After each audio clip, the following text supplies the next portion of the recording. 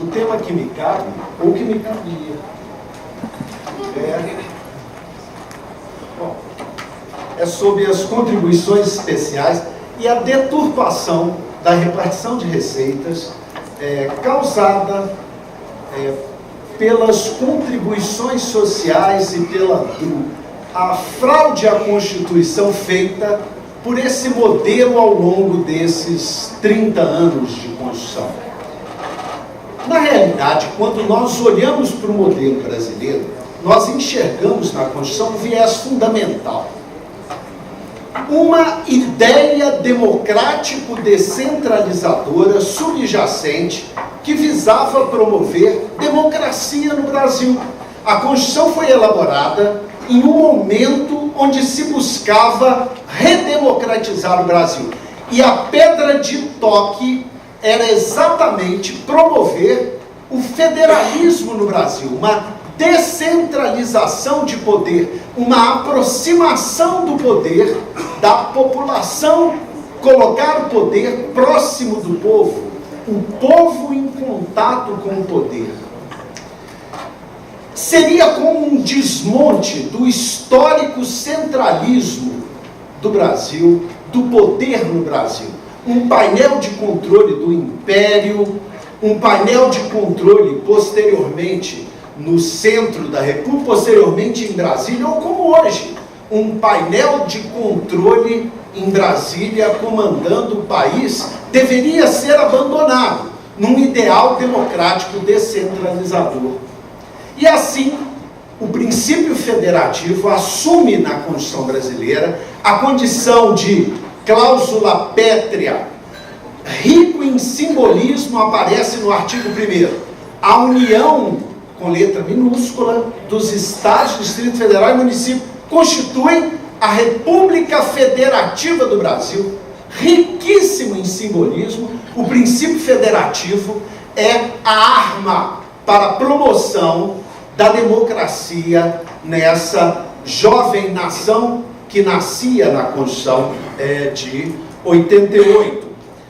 Os movimentos centralizadores no Brasil são conhecidos, mas por todos nós conseguimos verificar que desde o AI-2, com o fim das eleições diretas para governador, o ato complementar 40 reduz o fundo de participação dos estados e municípios para 5%, cria-se um fundo desvinculando 2% de receita. Enfim, a Constituição surge nesse contexto exatamente com um projeto de aproximar o governo do povo.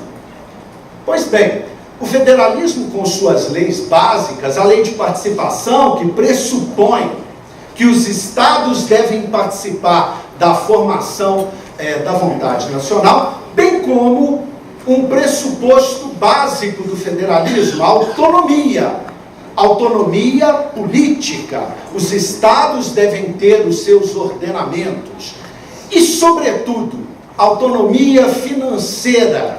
Os estados devem ter recursos suficientes para promoverem a sua missão constitucional. E não é por outra razão que a Constituição coloca exaustivamente nos artigos 153, 155, 156, compete aos estados os seguintes tributos: ICMS, município e ISS, exaustivamente são dados os impostos que cabem a cada um dos entes federados, exaustivamente. Quando se verifica o arranjo constitucional, se olha, essas receitas são suficientes? Não, não são suficientes. Devem haver transferências entre os entes. E assim, artigos 157, 159, estabelecem, cabem aos estados, pertencem aos estados, 157, depois a União deve entregar ao estado 49% de imposto de renda, de IPI, e assim, a Constituição traz também, cabem aos estados, aos municípios, o seguinte: estados basicamente, educação, saúde, segurança, sistema prisional. talvez o que está em fracasso no país hoje, e por razões óbvias, nesse formato é estabelecido um pacto federativo, um acordo inicial para que funcione a República Federativa do Brasil. Estabelecido o pacto federativo, começa o jogo. Pronto. Agora cada estado deve cumprir o seu papel. As suas receitas estão especificadas, devem ser suficientes para cumprir. No caso dos estados, podemos dizer educação, saúde, segurança, sistema prisional. Não é? Mas, obviamente, esse pacto federativo incomodou muito. Vínhamos de um modelo central, um modelo de poder. Esses governadores agora poderem gerir, terem autonomia financeira, abalaram o antigo jogo de poder. Os movimentos centralizadores começam imediatamente, fortes, e o pacto federativo começa a ser arranhado pouco a pouco. Perde-se poder. É preciso evitar um governo de governadores. É preciso evitar uma aliança dos governadores que poderiam colocar a República ou a presidência da República em causa. Pois bem, logo devagarzinho surge Lei Candir, desonerando exportação, precisamos de equilibrar a balança, paridade do dólar, então desonera os estados, manda a conta para os estados, mas fica tranquilo, nós vamos compensar. Compensou nada, nunca compensou nada. Depois, guerra fiscal, deixa os estados se degladiarem em guerra fiscal, quando a missão da União era evitar isso. O papel pacificador de união com letra minúscula era esse. Deixa acontecer. Mas uma ranhura se abre forte, por exemplo, a questão da dívida dos estados. Para se ter uma ideia, em 1997 eram 112 bilhões, foram pagos 277 bilhões e restam 493 bilhões.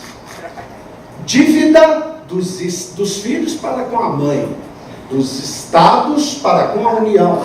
Isso corrigido numa taxa de juros que chegará a quase 20% ao ano. Algo fascinante.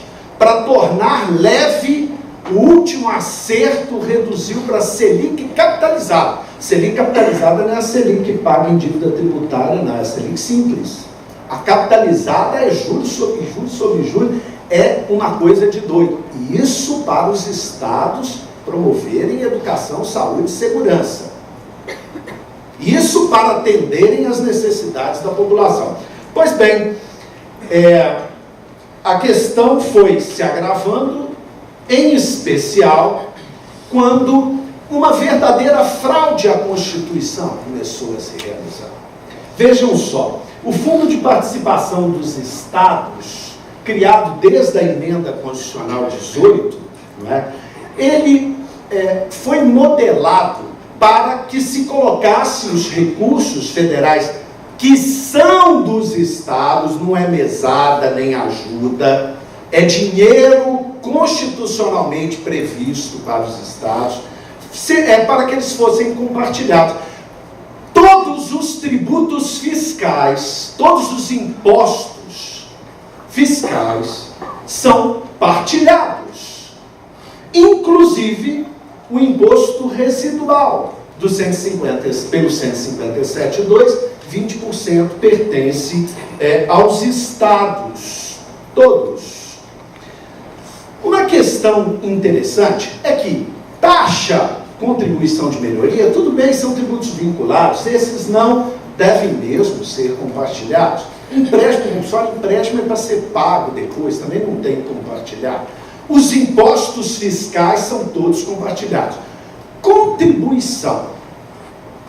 As contribuições, no desenho constitucional brasileiro, elas têm uma única função, que é atender uma destinação específica. No caso das contribuições sociais, atenderem seguridade social.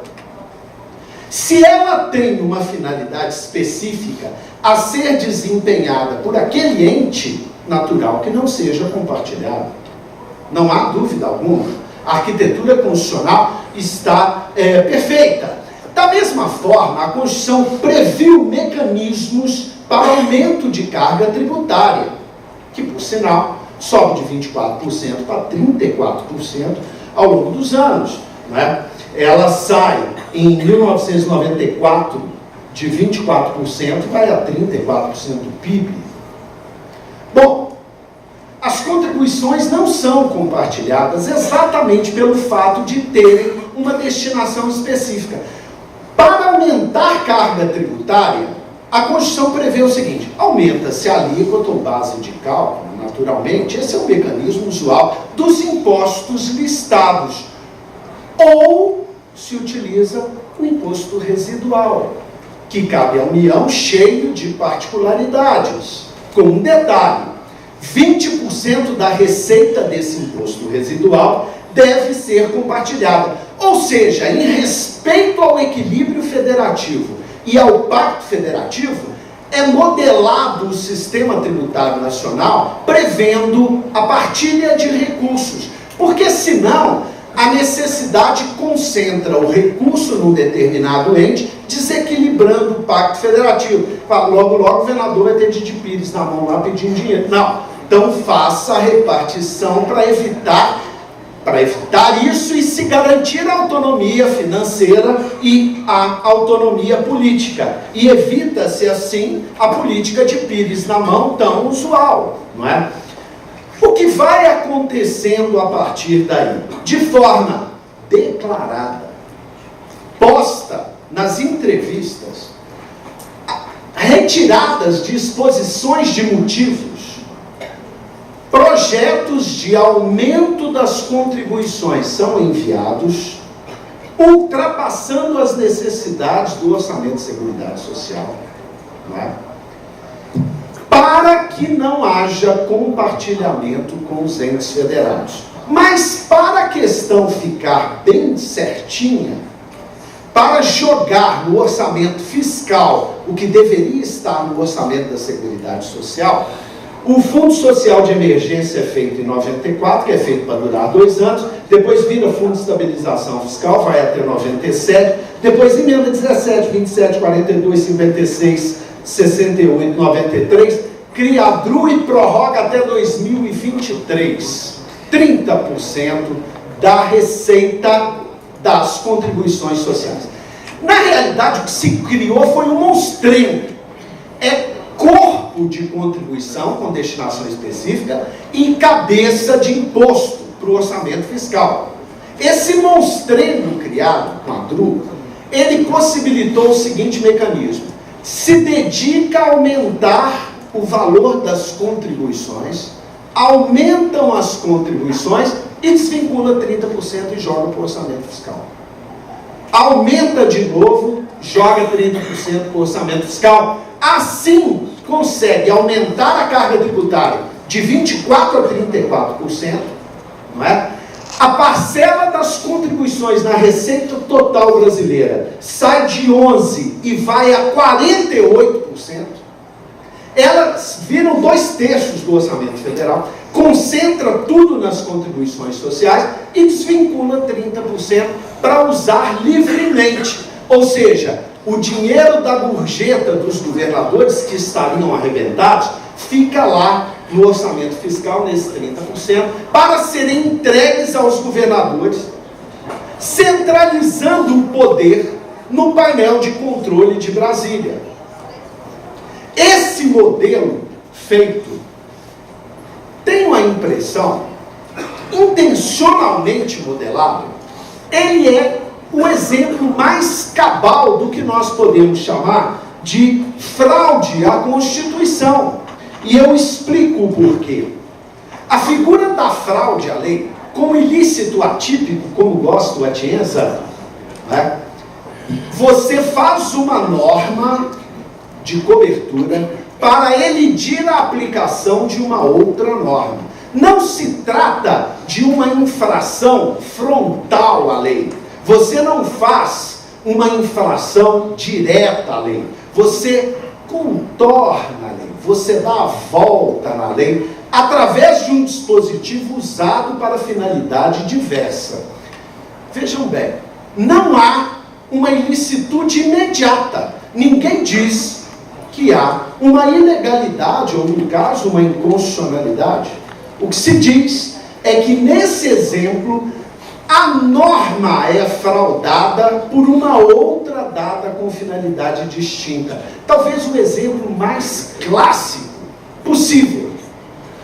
Para ser feito por emenda constitucional, alguns requisitos são necessários. Por exemplo, deve ferir a uma cláusula pétrea ou a arquitetura do sistema como um todo. No caso, de forma curiosíssima, as contribuições são criadas, aumentadas e desvincula 30%. Essa norma é feita para fraudar a partilha constitucional prevista pelo sistema tributário nacional, pela arquitetura do sistema tributário nacional, fraudando, sobretudo e gravemente, o equilíbrio federativo, contornando o princípio federativo. Ou seja, se apoia numa norma dada com finalidade distinta para fraudar a partilha constitucional de receita. Talvez a Tienza não previu isso no seu livro. Talvez esse exemplo é o exemplo mais perfeito de fraude à lei, de fraude à Constituição, jamais modelado. Como se corrige a fraude à lei?